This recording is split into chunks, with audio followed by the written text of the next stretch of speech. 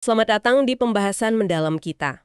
Hari ini kita akan mengupas sesuatu yang menurut saya jadi tulang punggung inovasi di banyak tempat. Terutama di India ya. Tepat, semangat yang dikenal sebagai Jugaad.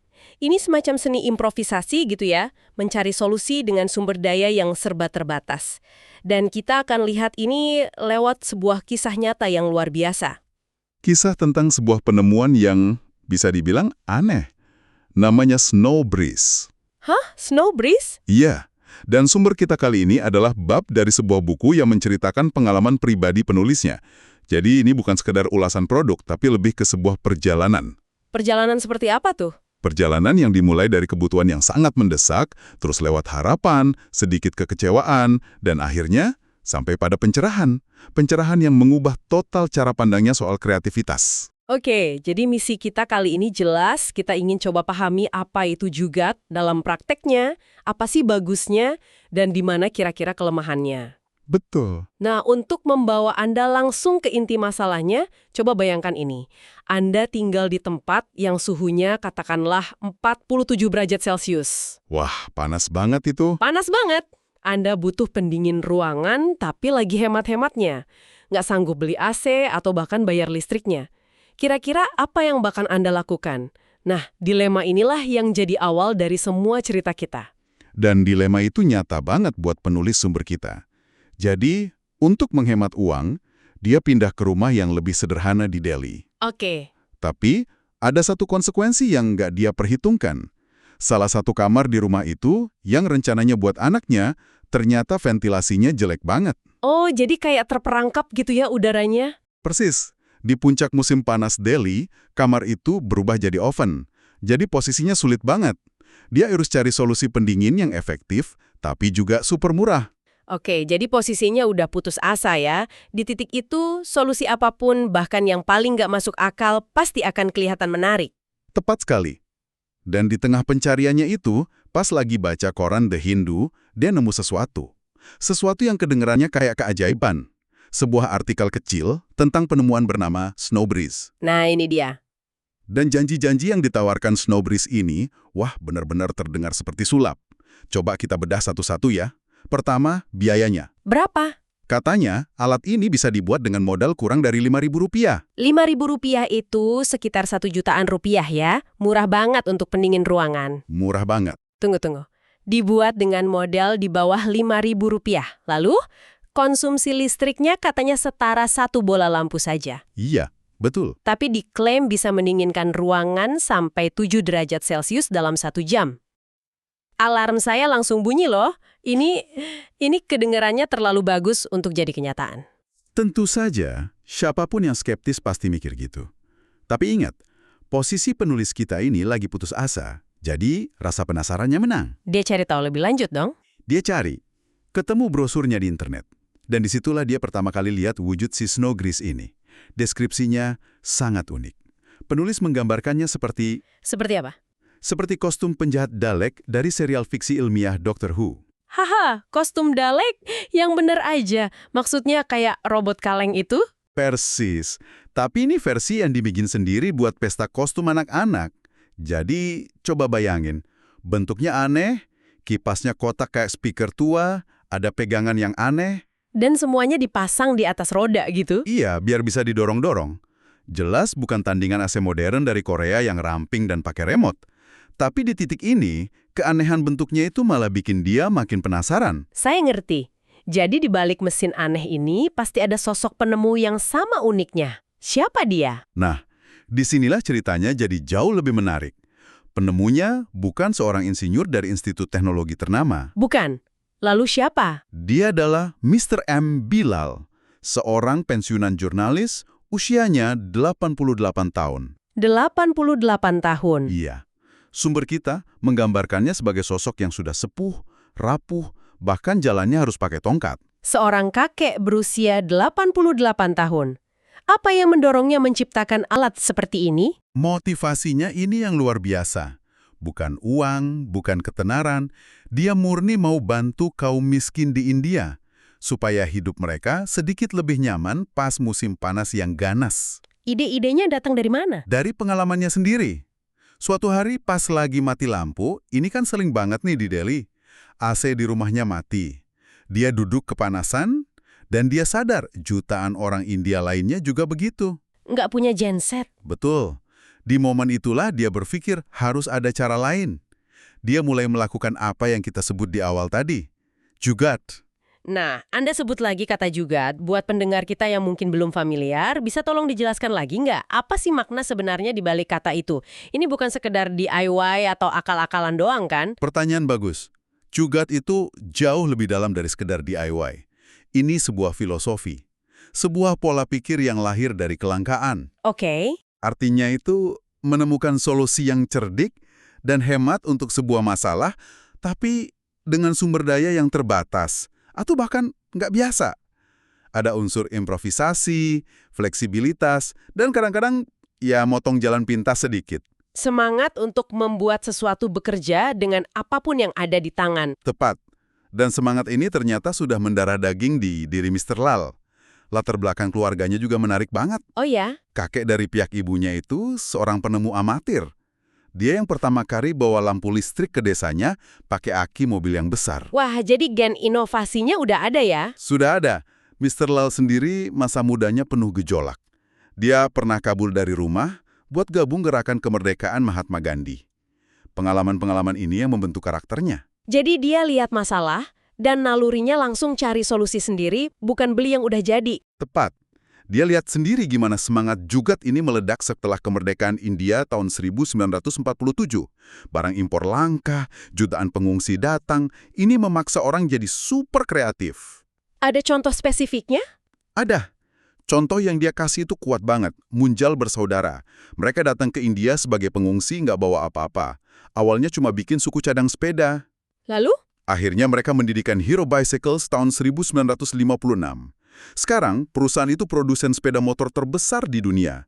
Itulah puncak dari semangat jugat. Kisah yang luar biasa. Jadi kita punya sosok penemu yang tulus dan penuh semangat ini. Penulis kita pasti terkesan banget ya waktu ketemu langsung? Sangat terkesan. Dia bertemu Mr. Lal dan benar-benar tersentuh sama optimisme dan ketulusan pria tua itu. Katanya Mr. Lal itu memancarkan optimisme yang menular. Jadi semua keraguan logisnya hilang seketika. Hilang. Dia nggak mikir rasional lagi. Tanpa pikir panjang, dia langsung pesan 1 unit Snow Breeze. Harganya Rp6.000. Sedikit lebih mahal dari yang diiklankan ya? Iya, tapi dia sudah terlanjur jatuh hati sama cerita di baliknya. Dan seminggu kemudian, Dalek buatan sendiri itu pun tiba di rumahnya. Saya bisa bayangin deh adegannya. Ayahnya dengan bangga nunjukin penemuan barunya yang bentuknya kayak tempat sampah. Hahaha, iya. Sementara anak-anak remajanya berusaha keras nahan tawa. Pasti canggung banget. Deskripsi penulisnya persis kayak gitu. Dia jujur banget menggambarkannya. Sebuah tempat sampah plastik biru besar di atas papan seluncur warna biru laut. Reaksi keluarganya gimana? Istrinya cuma bisa muter bola mata. Anak-anaknya ketawa terbahak-bahak. Mereka pikir ini cuma satu lagi dari ide-ide gila ayahnya. Tapi penulisnya nggak nyerah? Enggak. Dia bertekad membuktikan kalau alat ini berfungsi. Oke, jadi sekarang saatnya pembuktian. Gimana cara kerja mesin ini sebenarnya? Nah, disinilah kenyataan pahit mulai muncul. Untuk bisa jalan, mesin ini butuh 20 kg es. Apa? 20 kg. Setiap hari? Tunggu.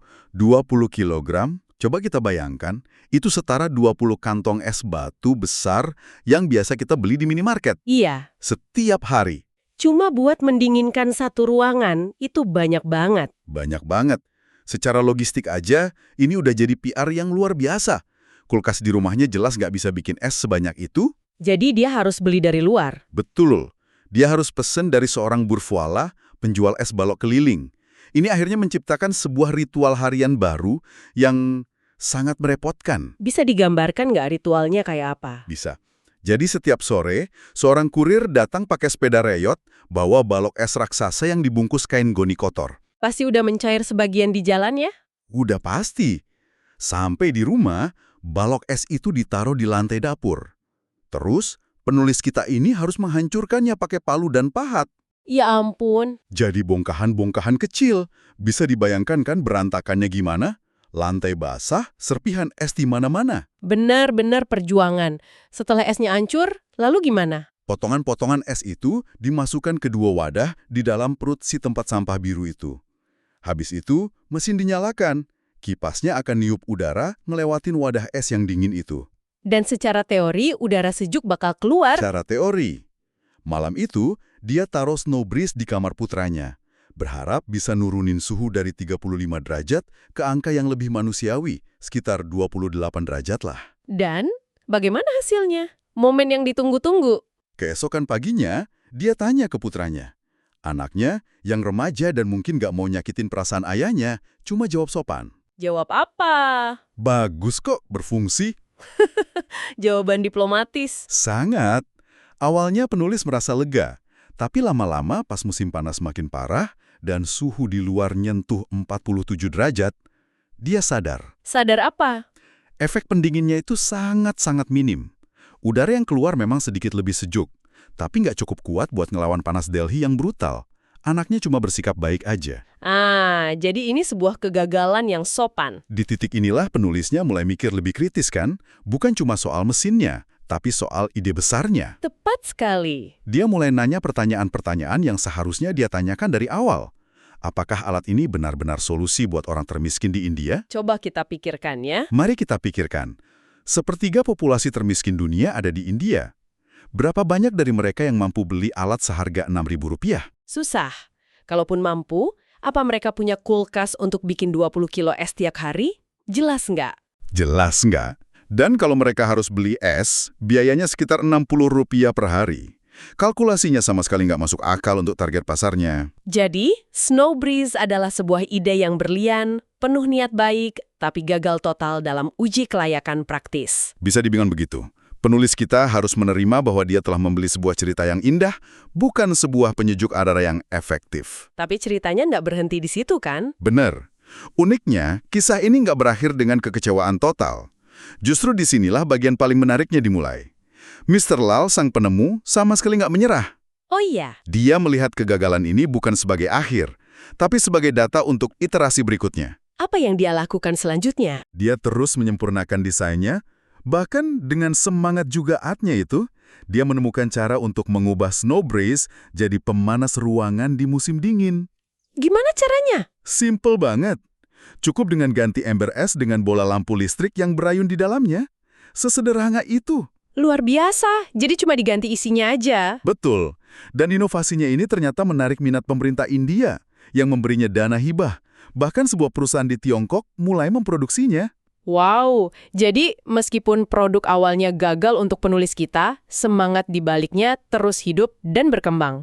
Dan disinilah momen pencerahan itu terjadi kan? Tepat.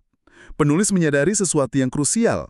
Dia sadar bahwa dia nggak cuma investasi di mesin aneh dari tempat sampah. Tapi investasi di apa? Dia telah menjadi pemangku kepentingan, seorang investor dalam optimisme menular dari Mr. M. Bilal. Pengalaman ini membuka matanya pada sesuatu yang sangat esensial tentang India. Jadi apa sebenarnya yang dia sadari? Gimana perspektifnya berubah? Dia berhenti melihat Snow Breeze sebagai produk gagal. Dia mulai melihatnya sebagai sebuah simbol yang kuat. Simbol dari apa? Dia mulai memperhatikan inovasi ala Snow Breeze di mana-mana. Di jalanan, dia lihat kendaraan-kendaraan hibrida aneh. Depannya motor, belakangnya gerobak mobil. Oh, saya pernah lihat fotonya. Itu yang disebut jugat-jugat kan? Persis, kendaraan ini mungkin nggak aman, nggak legal, tapi jadi tulang punggung transportasi pedesaan. Dia lihat orang benerin pompa air pakai suku cadang traktor, atau bikin mesin perontok padi dari kipas angin bekas. Jadi, pencariannya akan solusi pendingin murah secara nggak sengaja, membawanya pada pemahaman yang jauh lebih dalam tentang, yaitu, bakat nasional India untuk berimprovisasi. Semangat jugat itu sendiri. Persis. Kisah Snow Breeze jadi studi kasus yang sempurna. Ini perpaduan antara kecerdikan yang berlian, optimisme yang tulus, dan, di sisi lain, tantangan yang sangat nyata. Tantangan dalam mengubah ide kasar jadi solusi yang benar-benar praktis dan bisa diakses banyak orang. Betul. Snow Breeze menunjukkan kedua sisi dari koin jugat. Sisi jeniusnya, dan sisi di mana solusi yang cukup baik ternyata nggak cukup baik sama sekali. Benar sekali. Kalau kita tarik kesimpulannya, cerita ini bukan hanya tentang penemuan yang gagal, tapi tentang sebuah pola pikir. Tepat. Ini menunjukkan gimana keterbatasan, entah itu uang, sumber daya, atau teknologi, justru bisa jadi pemicu kreativitas yang luar biasa. Kegagalan Snowberry sebagai produk justru jadi keberhasilan dalam membuka mata kita. Membuka mata pada semangat inovasi dari bawah yang sangat kuat. Dan ini membawa kita pada sebuah pemikiran penutup untuk Anda. Kisah ini bukan hanya tentang India. Semangat ini ada di mana-mana. Ini tentang bagaimana kita semua bereaksi ketika dihadapkan pada keterbatasan. Betul. Maka pertanyaan untuk Anda renungkan adalah ini. Kapan terakhir kali sebuah keterbatasan, entah itu waktu yang mepet, anggaran yang tipis, atau alat yang seadanya, justru memicu solusi paling kreatif dalam hidup atau pekerjaan Anda? Dan saat itu terjadi, Seberapa cukup baik solusi yang berhasil Anda ciptakan? Apakah itu solusi sementara yang cerdik? Atau jangan-jangan justru menjadi sebuah inovasi yang bertahan lama?